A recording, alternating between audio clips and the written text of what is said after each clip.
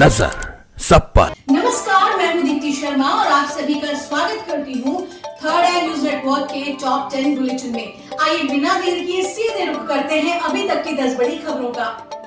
PM Modi का राहुल गांधी को जवाब, मुझे चुनौती स्वीकार, शक्ति बचाने के लिए जान की बाजी लगा दूंगा। आगामी लोकसभा चुनाव को लेकर बीजेपी जोर शोर से तैयारियों में जुट गई है। प्रधानमंत्री नरेंद्र मोदी के नेतृत्व में तीसरी बार सत्ता पर काबिज होने के लिए पार्टी कोई कसर नहीं छोड़ना चाहती। पीएम मोदी ने इस बार बीजेपी के लिए 370 तो वहीं एनडीए के लिए 400 पार का लक्ष्य रखा है। अपने इस लक्ष्य को पाने के लिए पार्टी हर मुमकिन कोशिश कर रही है।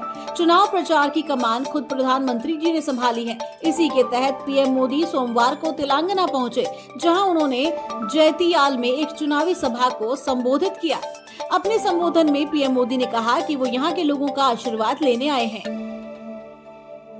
बिहार में कैबिनेट विस्तार के बाद बीजेपी के 12 विधायक नाराज, हम आपको बताते हैं क्या है वजह।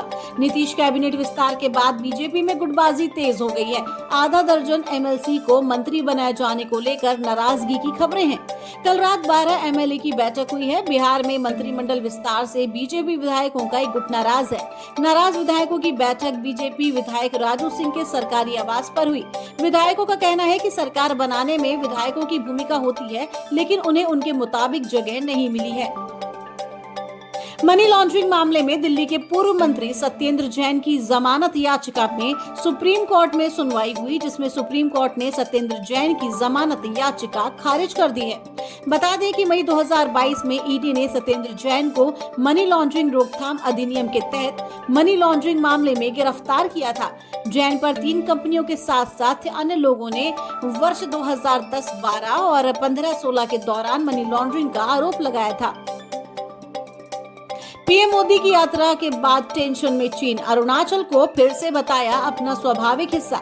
आधिकारिक मीडिया ने यहां अपनी खबर में कहा कि चीनी रक्षा मंत्रालय के प्रवक्ता वरिष्ठ कर्नल झांग जियाओंगांग ने कहा है कि जिनजियांग का दक्षिणी भाग चीन के क्षेत्र का एक अंतर्निहित हिस्सा है और बीजिंग भारत द्वारा अवैध रूप से स्थापित तथा कथित अरुणाचल प्रदेश को कभी स्वीकार नहीं करता और इसका दृढ़ता से विरोध करता है।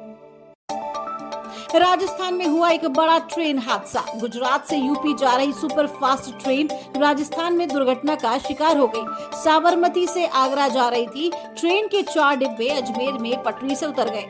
दुर्घटना में कुछ यात्रियों को घायल होने की जानकारी मिली है। देर रात हादसे की खबर मिलते ही मौके पर राहत बचाव के कार्य शुरू हो गए। Sabarmati Agra Cantt superfast express के 4 डिब्बे रात करीब 1 बजे पटरी से उतर गए। बताया जा रहा है कि सुपरफास्ट ट्रेन एक मालगाड़ी से टकराने के बाद दुर्घटना का शिकार हुई। हादसा अजमेर में मादर रेलवे स्टेशन के पास हुआ और जिस वक्त दुर्घटना हुई ट्रेन में अधिकतर लोग सो रहे थे। हादसे के बाद वहां चीख पुकार मच गई। यात्रियों ने बताया कि तेज आवाज के साथ डिब्बे पटरी से उतर गए। रूस में 5वीं बार राष्ट्रपति पद का चुनाव जीते पुतिन ने हालिया प्रेसिडेंशियल चुनाव में बड़ी जीत हासिल की। एक बार फिर राष्ट्रपति बनते ही पुतिन ने फिर पश्चिमी देशों को धमकी दे डाली। पुतिन ने पश्चिमी देशों को तीसरे विश्व युद्ध की चेतावनी दे दी है। उन्होंने स्पष्ट कहा है कि अमेरिका के नेतृत्व वाले नाटो गठबंधन द्वारा यदि संघर्ष किया गया तो इसका अर्थ यही होगा कि तीसरे विश्व की कगार पर दुनिया खड़ी हो जाएगी। इलेक्टोरल बॉन्ड पर सुप्रीम कोर्ट सख्त, कहा कुछ भी न छुपाएं, सब कुछ सार्वजनिक हो। इलेक्टोरल बॉन्ड पर सुप्रीम कोर्ट ने कहा एसबीआई से सभी विवरण का खुलासा करने को कहा गया था और इसमें इलेक्टोरल बॉन्ड की संख्या भी शामिल थी। उन्होंने कहा कि एसबीआई को विवरण का खुलासा करने में चयनात्मक नहीं होना चाहिए। वे चाहते हैं कि एसबीआई के पास इलेक्टोरल बॉन्ड से जुड़ी जो भी जानकारी है वो सभी जानकारियां सार्वजनिक की जाएं। अब खबर खेल जगत की। दुनिया की सबसे बड़ी T20 लीग यानी इंडियन प्रीमियर लीग का आगाज जल्द होने वाला है। इसको लेकर सभी टीमों के खिलाड़ी भी तैयारी में जुटे हैं, लेकिन मैच के शुरू होने से पहले 5 बार की champion team Chennai super Kings को बड़ा झटका लगा है। टीम का स्टार गेंदबाज शुरुआती मैच नहीं खेल पाएगा। टाइम्स ऑफ इंडिया की एक रिपोर्ट के अनुसार श्रीलंका के तेज गेंदबाज मथीशा पथिराना आईपीएल के शुरुआती मैच नहीं खेल पाएंगे। वे कम से कम 4 से 5 सप्ताह के लिए बाहर रहेंगे। 2022 से पति से अलग रह रही ऐश्वर्या रजनीकांत अब की धनुष के टैलेंट की तारीफ। ऐश्वर्या रजनीकांत और धनुष लंबे वक्त से एक दूसरे से अलग रह रहे हैं। दोनों साल 2004 में शादी के बंधन में बंधे थे और इस कपल के 2 बेटे हैं। हालांकि शादी के 18 वर्ष बाद जनवरी 2022 में दोनों का तलाक हो गया।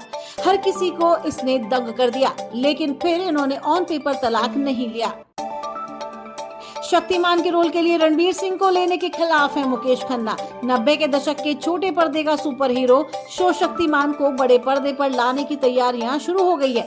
शक्तिमान के किरदार को लेकर बनने वाली फिल्म में Ranveer Singh lead role play करेंगे। हालांकि रणवीर सिंह को शक्तिमान के रोल के लिए कास्ट करने की खबरों पर मुकेश खन्ना का गुस्सा फूटा है। मुकेश खन्ना ने आइकॉनिक रोल के लिए रणवीर को लेने पर सवाल खड़े कर दिए हैं। तो ये थी अभी तक की 10 बड़ी खबरें। देश विदेश की ताजा तरीन खबरों के लिए जुड़े रहिए थर्ड आई न्यूज नेटवर्क के साथ। नजर सब पर।